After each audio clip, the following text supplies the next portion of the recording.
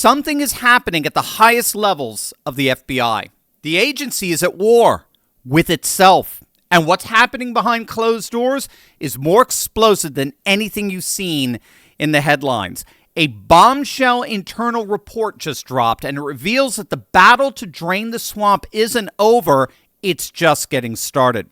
What you're about to hear will change everything you thought you knew about who's really running the Bureau and who's trying to stop them. Hey gang, it's me, Dr. Steve, your Patriot Professor, here to help you make sense of the madness as the far left desperately tries to stop the unstoppable rise of a new conservative age that you're making happen all over the world. So if you want a front row seat on how you are changing the world in ways you never even imagined, make sure to smack that bell and subscribe button.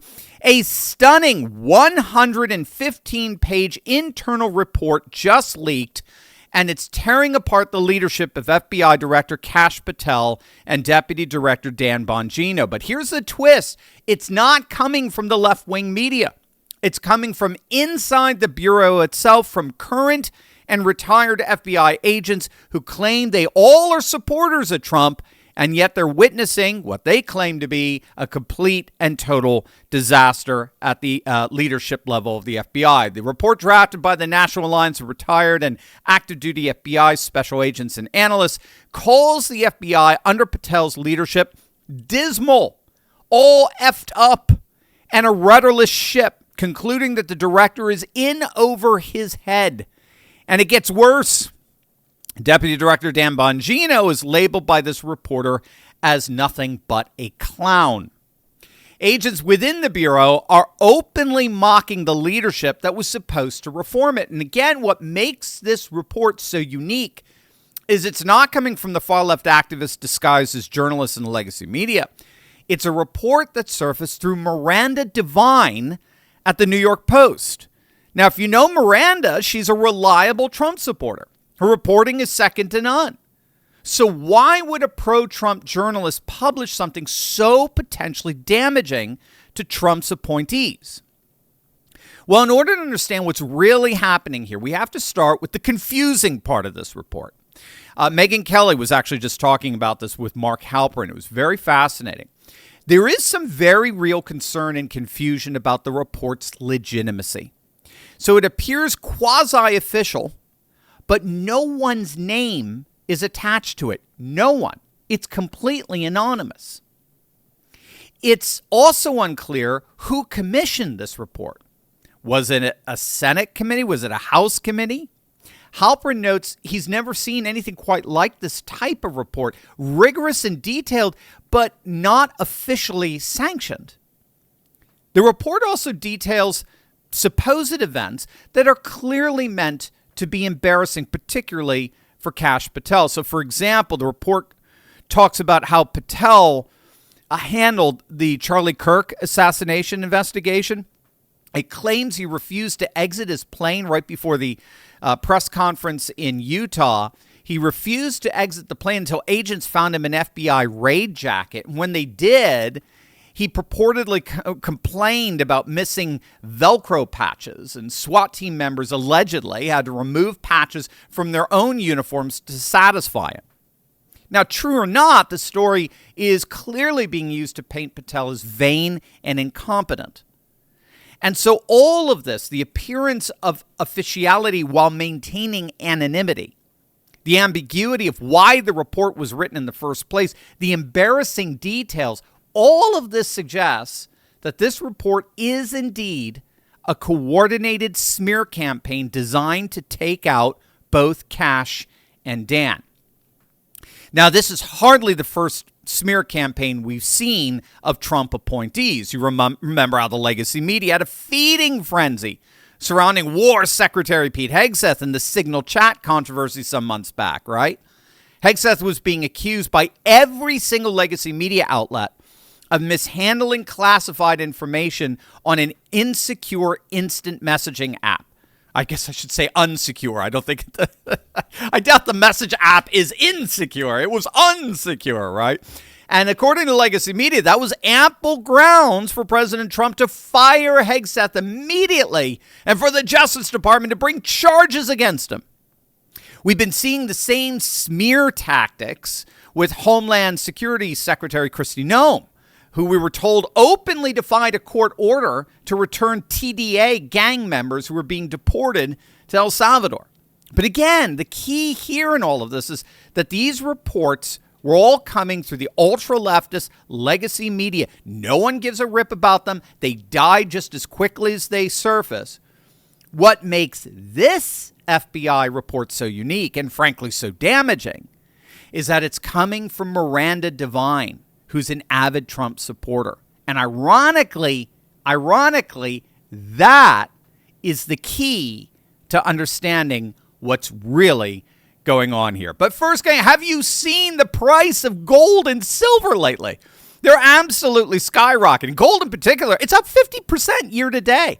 I just heard silver is up over 100%. So what's so key here is that this isn't coincidence. It's the direct result of President Trump's golden age pro-growth agenda. Goldman Sachs, they just raised their 2026 gold outlook to nearly $5,000 per ounce. And many analysts are saying they're being conservative. And to make it even better, we got over 3 more years of these America First policies ahead of us. It's glorious. This is exactly why smart Americans are taking control of their retirement accounts right now by backing them with physical gold and silver. My friends over at Augusta Precious Metals are so excited to help you be a part of this new gold rush. Augusta works with Americans who have over $50,000 in their IRAs, 401ks, or other retirement accounts to make the smart move into smart money. They're patriots just like you, and they would love to chat with you. Give them a call at 844-763-3908 or text Turley to 35052. That's Turley to 35052. Seriously, gang, this is the time. Central banks around the world are stocking up on gold and silver as we speak. Let the patriots over at Augusta Precious Metals make sure you don't miss out on this gold rush. Text Turley to 35052 or click on the link below and go to turleygold.com where you'll get instant access to a free 2-minute report that reveals the greatest threat to your retirement today. Again, that's turleygold.com or text Turley to 35052 and talk with our good friends at Augusta Gold today. What we have to understand is that this FBI report didn't just come from Miranda Devine. It first and foremost came from the Rupert Murdoch-owned New York Post. And that's key because Murdoch despises Trump. Murdoch is an avid never-Trumper who shows little hesitation in using his media outlets to push anti-Trump propaganda. So, for example, the New York Post, often, even Fox News, they often tout ridiculous outlier polls that back in 2024 showed Trump way behind Kamala. They were patently absurd polls, and yet, particularly the New York Post, ran with them for seemingly no other reason than to deliberately try to hurt Trump. Now, of course, Trump knows this, and that might explain why they tapped Miranda Devine for this FBI report. Devine is a trusted source for the Trump administration. And so if she's reporting something, they're probably going to listen. And so what appears to be the case, and this was, again, Megyn Kelly's and Mark Halperin's conclusion, all of this, the FBI report most likely came from Bush-era Republicans or establishment figures within the FBI who went to Devine specifically because she's garnered Trump's respect, which would make the criticism of Cash and Bongino appear more credible. And so this would mean that Miranda Devine is in effect being used by Bush-era neocons to put maximum pressure on the Trump administration to fire both Cash and Dan. And that is exactly what Dan Bongino is saying. He took to X and tweeted out, quote, "A lot of people are very upset at the changes and reforms we've made at the FBI. They will do anything to revert to the old ways of doing things. So they leak gossipy nonsense to media outlets and quote journalists with a clear agenda. And they ignore the historic results and the significant reforms we instituted. Judge the results. I work for you, not for headlines. Thanks for your support during my time in the FBI. I really appreciate it." So what Bongino is saying here, of course, is that these agents weren't upset because Patel and Bongino are doing a bad job. They're upset because they're actually doing their jobs. They're doing exactly what Trump hired them to do: dismantle the deep state apparatus that's operated unchecked for decades. Remember, Cash waived the traditional polygraph security screening for Bongino and other senior staff precisely because the polygraph has been used as a weapon to enforce political conformity within the Bureau.